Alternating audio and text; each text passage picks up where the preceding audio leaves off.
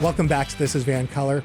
Let's wrap things up with a Burnaby man who is on a mission to clean up his community, literally picking up garbage in public spaces every day since June 2021. He's cleaned up dozens on dozens of parks, streets, and waterways in Burnaby, amounting to a couple thousand pounds of garbage and still counting.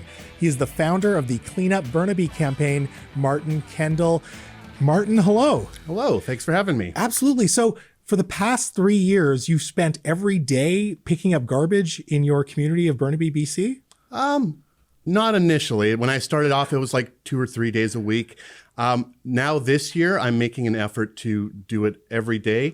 Wow. If it's just a couple pieces of garbage or a couple pounds of garbage, or if I take the bucket out once a week kind of thing. But yeah, I'm trying really hard to do it every day.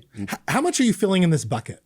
A bucket is about 10 pounds of garbage. Okay, wow. And how long per day or per session are you spending outside picking up other people's garbage in public spaces? Yeah, if we go to a playground or something, I'll take 5 to 10 minutes to do that. And if I take the bucket out, that's about 45 minutes to an hour. Wow. And so you have missed days, or how does it work? Because I imagine you might get sick or you might have other plans. Well, I went to Calgary for 3 days in January with intention of continuing on, but it was minus 50 degrees, so I had to skip 3 days there, unfortunately. We'll let you have that one. That's fine. My followers let me have that one. Okay, so, yeah. But generally every day I'll pick up a few pieces of garbage if I can, even if it's just a few pieces in front of my apartment building or something like that.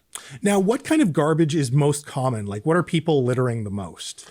Well, the big things that they do are like doggy poop bags. Right. People, stop that, please. It's just absolutely terrible. Plastic. There's just so much plastic out there. It's absolutely ridiculous. We're just drowning in plastic. It's Really? ridiculous.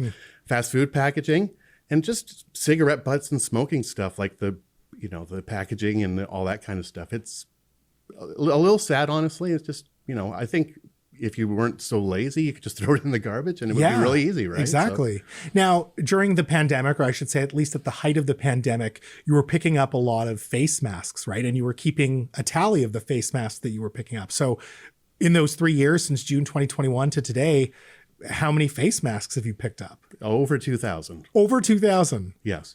Wow. Are you still seeing face masks being discarded and thrown away?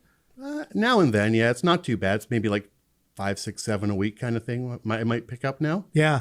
Now, what are you hoping to achieve with this campaign? I know you're on social media and everything, but what is your goal aside from, keeping your own community clean? I just like people to maybe just take an interest in community cleanliness. It starts with the person. If they want to help and clean up a few pieces of garbage every day, that'd be fantastic. If you live in a community and you see, a lot of garbage and you don't want to pick it up, contact your local government and say, hey, there's a big pile of garbage in this area here. Go clean it up. That's what I pay taxes for. Yeah.